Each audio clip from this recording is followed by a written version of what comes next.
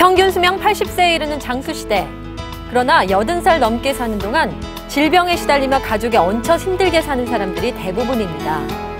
재미의학자 이준남 박사.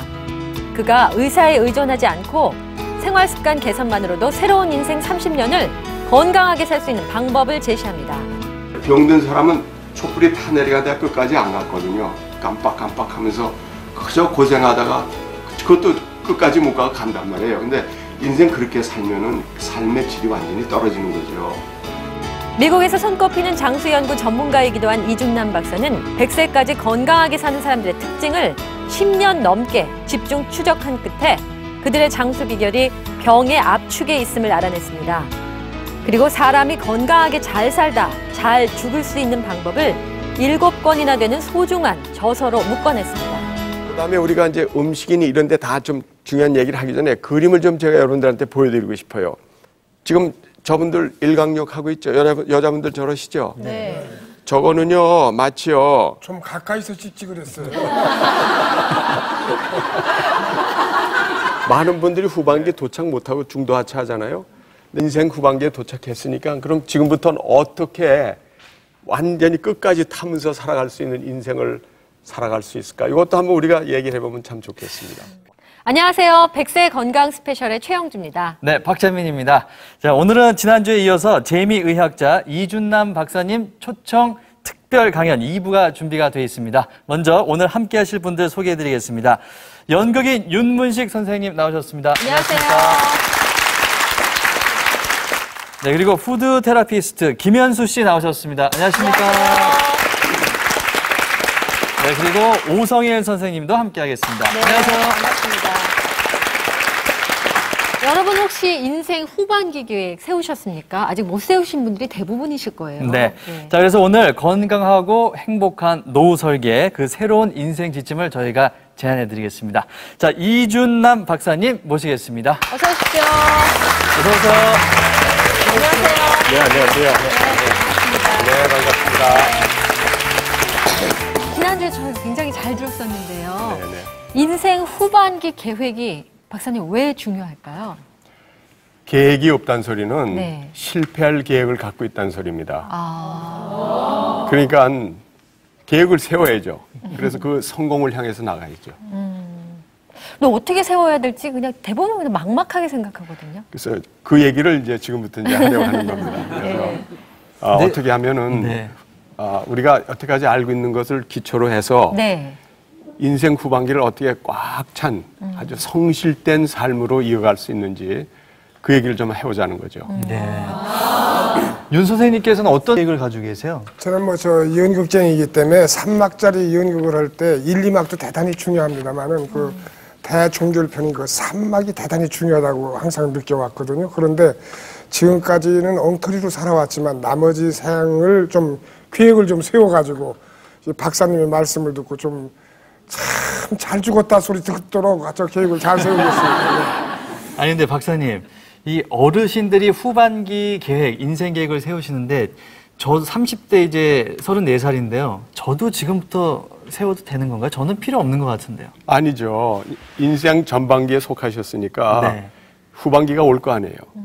그거에 대비해서 하고 사실은 이 계획은 젊어서부터 세웠을 때 좀 더 충실하고 열매를 맺을 수가 있을 가능성이 훨씬 많아지는 거죠.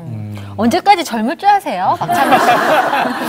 저는 언제나 20대입니다. 네. 오성일 선생님 직접 진료를 하시니까요. 어르신들 많이 뵐 텐데 그분들이랑 계획이 없으셨던 분들 같지는 않거든요. 어떻습니까? 어르신들은 경제 성장이나 가족 돌보는데 너무나 바빴기 때문에 그런 계획이 없었어요. 이미 이제 질병이 진행됐을 때는 이미 늦었죠. 지금 이제 우리 백세인 클럽이 창설이 되면서 그런 계획에 대해서 처음으로 이제 사회문화운동화 시키려고 하고 그런 계획에 대해서 하나의 이정표를 만들어줄 계획입니다. 김현수 선생님께서는 네. 왠지 굉장히 알차 보이셔갖고요. 후반기 계획이 탁탁탁탁 있을 것 같아요. 어떻습니까? 좀 알차 보인다고 말씀하셨는데 네. 저는 이제 거꾸로 지금까지는 너무 현실적인 계획들만 세웠던 것 같아요. 근데 이제 나이를 먹으면서 보다 좀 넉넉한 삶을 살고 싶다는 생각이 들면서 떠오르는 게 그 정신분석학가 에릭손이라는 분이 그런 말을 했더라고요. 죽음을 향했을 때 인간은 비로소 성장한대요. 그래서 이제는 저 자신도 죽었을 때 진짜 죽고 나서 제가 얼마나 깔끔한 이미지로 삶을 때 남을 수 있을까 이런 거를 진지하게 최근 들어서 저도 생각하게 됐어요. 그래서 저도 좀 계획에 좀 폭이 좀 달라지지 않을까 제 자신이 좀 기대를 해요. 네. 네. 오늘 나와 계신 분들도 오늘 박사님 강연 들으면 다시 한번 계획을 좀 잘 세울 수 있을 것 같거든요. 예. 바랍니다. 그렇게 되기를. 네. 강연 네. 부탁드릴까요? 네, 네, 바로 감사합니다. 듣겠습니다.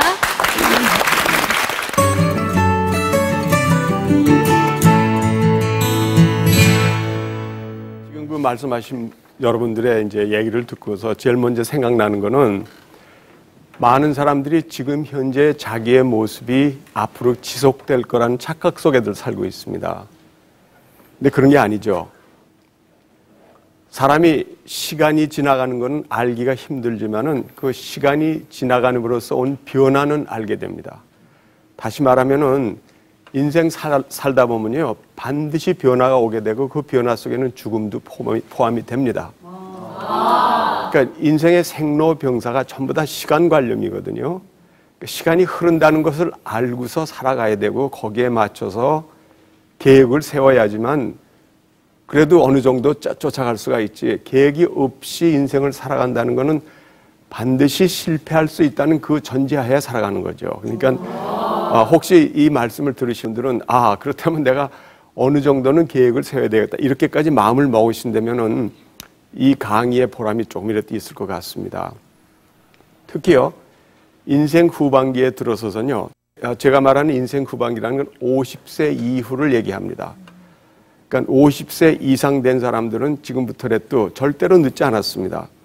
계획을 세워서 살아가다 보면은 그게 몇 % 달성이 됐든지 간에 일단은 그 계획에 의해서 움직여 나가지 그렇게 되지 않겠어요? 계획을 세운다는 것은 어떤 전제가 되어야 되냐면은 창조성, 내가 무엇을 만들어 봐야 되겠다, 새로운 것을 발견해 내야겠다, 이런 마음을 먹어야 됩니다. 창조성의 시작은 호기심입니다. 호기심이 없으면 아무것도 새로 발견하는 게 없어요. 여러분들 다 어린애들 키워보셨죠? 애들은 귀찮을 정도로 뭐 자꾸만 물어보죠. 답변이 막힐 때까지 계속 물어봅니다. 반대로 애들한테 뭘 물어보세요. 걔네들은 막히는 대답이 없습니다. 다 그 호기심 때문에 그래요. 근데 우리가 늙어갈수록 다 알 것 같죠? 어디다 들어본 것 같고 호기심을 잃어가는 거예요. 그러니까 창조성이라는 걸 생각할 수가 없는 거죠. 근데 문제는요, 늙어가면서 창조성을 잃느냐, 여기에 대한 답변을 우리가 스스로 찾아야 되거든요. 늙어가면서 창조성이 절대로 없어지는 게 아니고 오히려 더 생기는 면이 많이 있습니다. 물리학, 수학 같은 거는 젊은 사람들이 더 잘해내요. 머리가 빨리 돌아가니까. 근데 철학, 역사, 문학, 심지어는 음 같은 것도요, 나이를 어느 정도 먹지 않으면 그게 익지를 않습니다. 그게 바로 창조성이거든요. 그래서 유명한 문학가들, 음악가들, 또 철학가들 보세요. 젊은 사람들 한 사람이나 있습니까? 근데 나이를 먹어간다는 사실 하나로서 다 알 것 같다는 생각, 벌써 다 늙은 거예요. 그래서 자기가 옛날에 알고 있던 거, 그 옛날부터 알고 있었던 기억도 점점 희미해져 가거든요. 그 희미해져 가는 기억을 그냥 꼭 잡고 있으면서 그 얘기만 할 때 무슨 소리를 듣냐면은 고집스럽다, 이런 소리를 듣는 겁니다. 그러니까 아까 우리가 생각해 봐야 될 건 뭐냐면요, 젊은 늙은 사람이 있고 늙은 젊은 사람이 있다고 그랬는데요, 젊은 사람들 중에서도, 나이로 젊은 사람들 중에서도 고집스러운 사람들이 참 많이 보이죠? 그 사람들은 늙은 사람들이에요. 반대로 아무리 나이를 먹었더라도 새로운 것을 접하면서 뭘 알려고 노력하고 귀를 기울이면서 고집스러운 그런 모습을 안 보이는 사람은, 그 사람은 젊은 사람이죠. 그러니까 여러분들이 젊은 늙은이가 되든지 늙은 젊은이가 되든지 그건 각자의 선택입니다. 그래서 우리가 창조성을 찾아가야 된다는 소리는 무슨 소리냐 하면은 멀리서 큰 거 찾을 필요 없어요. 뭐 노벨상 탈 정도로 큰 거 찾을래야 그건 힘든 얘기고 주변에서 가까이 있는 것부터 뭘 찾아가기 시작해야 됩니다. 그래서 거기서 뭘 발견해내는 거죠. 여러분들 이거 아세요? 여러분들 인생은 주어진 선물이라는 거? 우리가 원해서 이 세상에 온 거 절대로 아닙니다. 우리한테 주어진 인생이거든요. 그거 자기가 선물 덩어리입니다. 그러니까 주변에 있는 게 전부 다 좋은 거예요. 심지어는 스트레스감이 오더라도 지금은 스트레스지만 요 다음 올 거는 좋을 거다. 분명히 그런 마음의 자세를 갖고 살 때 주변 거에 좋은 거가 보이기 시작합니다. 제가 지금 37년, 38년을 이제 우리 와이프가 같이 사는데 참 젊었을 때 정말 예뻤어요. 근데 지금 그 모습을 찾아보면 그 모습이 조금은 남아있지만 참 많이 늙었거든요. 그래도 그게 더 좋은 거라. 아니요, 거기에 새로운 걸 다시 발견하니까요. 그러니까 주변에 좋은 거를 찾아낸다는 건 내 마음 먹기 딸렸습니다. 왜 그러나 하면요. 기억이라는 거는요. 기억 자체가 선택적이고 주관적입니다. 나한테 필요 없는 건 기억도 안 돼요. 여러분들 여기 오늘 이 자리에 오시면서 신호등 몇 개 지났어요. 기억하는 사람 하나도 없죠. 그러니까 나한테 필요치 않은 건 사람들이 기억 못 하거든요. 또 선택적으로 합니다. 나한테 좋거나 해되거나 하나도 나하고 상관없는 건 기억들도 못 해요. 그래서 기억이란 건 모든 게 주관적이기 때문에 그 주관에 맞는 선택을 하면은 다 좋아 보일 수가 있는 겁니다. 그게 바로 창조고 창의력입니다. 그러려면 호기심을 잃지 말아야 되고, 그래서 여러분들 뭘 볼 때마다 아 이거 신기롭다. 왜 여자들이 남자들보다 오래 사는지 아세요? 여자들이 호기심이 많아서 그래요. 아니 지나가는 길거리에 꽃 하나 피어 있다면은 그걸 들여다보는 게 여자겠어요, 남자겠어요? 여자요. 여자. 남자는 있는 것조차 모른다고요. 그게 바로 여자들의 인생을 더 아주 재미있게 알차게 살아가는 모습이 바로 거기 있는 겁니다. 그게 바로 호기심과 또 여자들은 거기서 뭘 또 찾아내려고 하잖아요. 참 부러운 그런 인생의 삶의 모습입니다. 근데 우리 남자들은 여자들한테 많은 걸 배워야 되고 여자들은 그걸 또 많이 개발해야 되고 그래야 된다고 저는 생각을 합니다. 하여튼 창조성이라는 것은 멀리서 찾는 게 아니고 생활 주변에서 찾는 겁니다. 그리고 거기에서 그 감사하다는 걸 느낄 때 인생이 그대로 꽃이 피는 거예요. 호스피스란 얘기 여러분들 들어보셨죠? 네. 이제 말기병에 걸린 사람들 이제 죽어가는 데를 잘 도와주는데 그 호스피스의 헌장에 그런 게 있어요. 삶을 더 늘리는 것도 아니고 줄이는 것도 아니고 죽음 자체가 삶의 한 과정이라는 것을 알려주는 그게 바로 호스피스래요. 그러니까 죽는다는 것도 우리가 이렇게 살아있는 거의 한 부분이라는 걸 알면은 죽는 것을 감사하기는 좀 힘들 것 같지만은 아, 나도 죽을 수 있고 또 죽을 때 그렇게 괴롭게 어렵게 죽을 필요는 없구나. 이런 마음을 먹을 수가 있다면 그거가 바로 새로운 것을 찾아내는 겁니다. 그 다음에 인생의 후반기를 제대로 살아가려면 생산성을 유지하고 있어야 됩니다. 저는 이 생산성이라는 것을 세 가지로 얘기를 합니다. 첫째는 돈 벌어야 돼요. 그러니까 은퇴를 앞두신 분이 있고 또 은퇴를 하신 분이 있지만요.